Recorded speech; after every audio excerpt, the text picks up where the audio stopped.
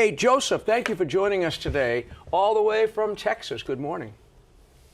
Good morning, Bishop and Monet. I'm so excited to be here with you both, and I mean all of our viewers. And what's that big monstrosity right behind you? This is where the magic happens, where I turn raw coffee beans that I get from the source in the coffee-producing countries, and I roast it and becomes something that you can turn into a beautiful beverage.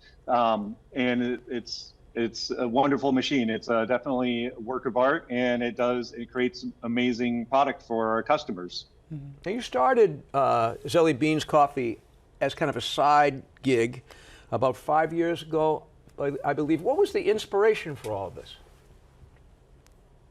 Long story short, my wife and I used to work in ministry. I did youth ministry for many years, and we were expecting baby number 3. And I needed, so we were looking at how to earn a little extra money on the side. And I was roasting coffee just for myself and my family as a hobby. And she suggested I start trying to sell that. I thought she was crazy.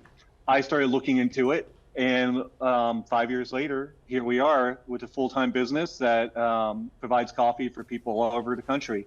It's amazing. Wonderful. And, you know, as Catholics, we know there is a Saint Zelie. Is that who your coffee company is named after?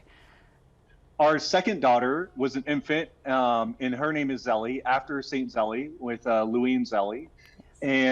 And I called her Zelie Bean one night as a baby. And I was like, Zelie Beans Coffee, that's the name of the business. And my wife said, well, what's Evelyn, our oldest, going to say when there's no Evelyn Beans Coffee?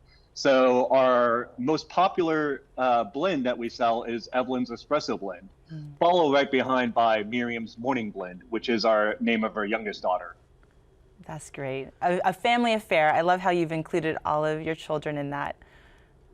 Completely family orientated. We focus on families. Our mission is families helping families through specialty coffee. So families that are buying the coffee, drinking the coffee, are helping our family and helping the families at the source that are growing the coffee. Because we source all of our coffee from family-owned farms. All of our coffees are traceable down to the farm or collection of farms. Some of them I work directly with the farmers, some I work with importers, and you can be assured that the coffee is, the growers that are producing coffee are getting paid well above fair trade pricing for their coffee. That's great to know. Now, let's get into the technical aspects of this, okay? Because as I look at that machine behind you, Joseph, and I think of God forbid, I know I do have a Keurig machine in my house. But I do notice that, when I get the different coffee thingies, there is a difference in taste. And so how does this all happen? Like, what do you do with those beans when they come in? And how do you make the different flavors? I don't get it. I never have. So each coffee is very much like wine, based off of terroir, where it's grown, the altitude.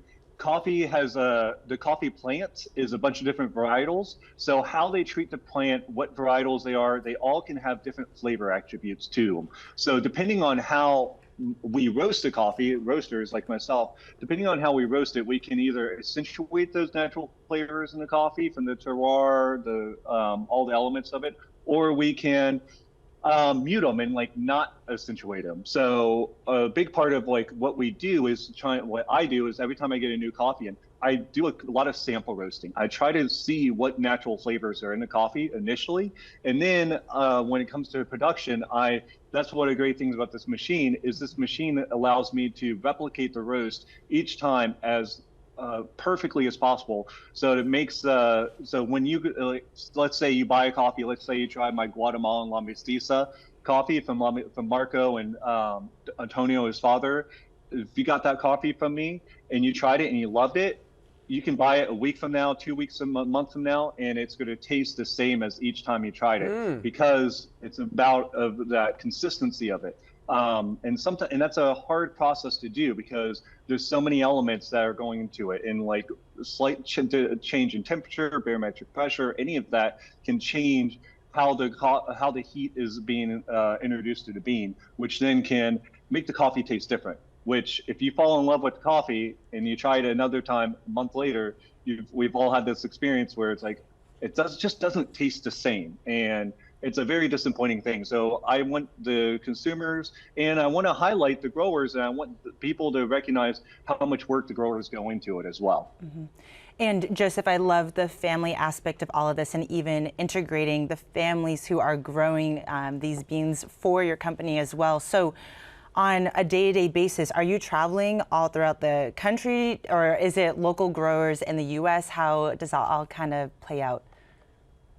Well, there's different ways I get my beans. A lot of times, it's a matter of God's providence. A lot of times, sometimes, like I mentioned, Marco and his father Don Antonio, they have a farm in Guatemala. They actually live not too far from here, but they go back and forth to the farm all the time.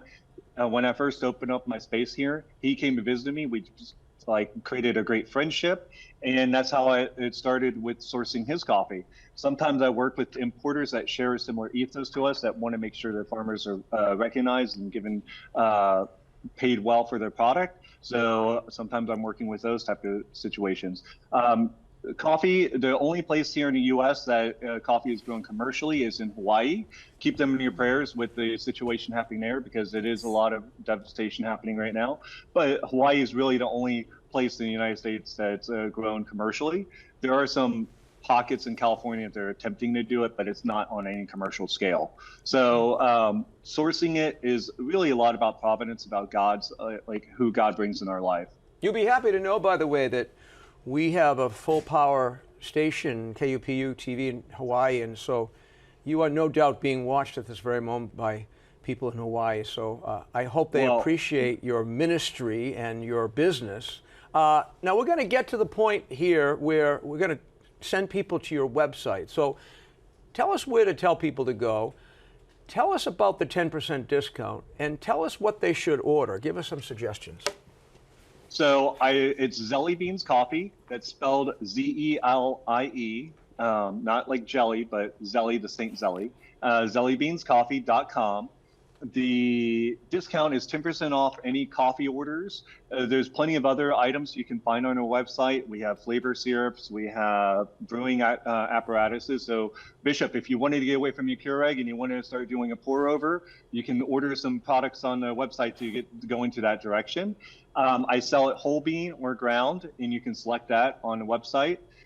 And if you end up falling in love with it, we do subscription services so that you never have to worry about ordering coffee on your own again. It just automatically orders it for you. So it's 10% off. The discount code is Catholic TV. Put that in at checkout, and that goes to any coffee order. 1 bag, 10 bags, it doesn't matter. ZelieBeansCoffee.com. Joseph, there is no one in this building, perhaps in the entire Catholic TV family, that likes coffee more than Kevin Nelson. We're going to go over to the news desk now, but thank you so much for joining us, getting up early and being here in the living room with us virtually. And have a great fall, and I hope your business grows by leaps and bounds. It's a great idea. Thank you so much, and God bless. All right, God bless you too.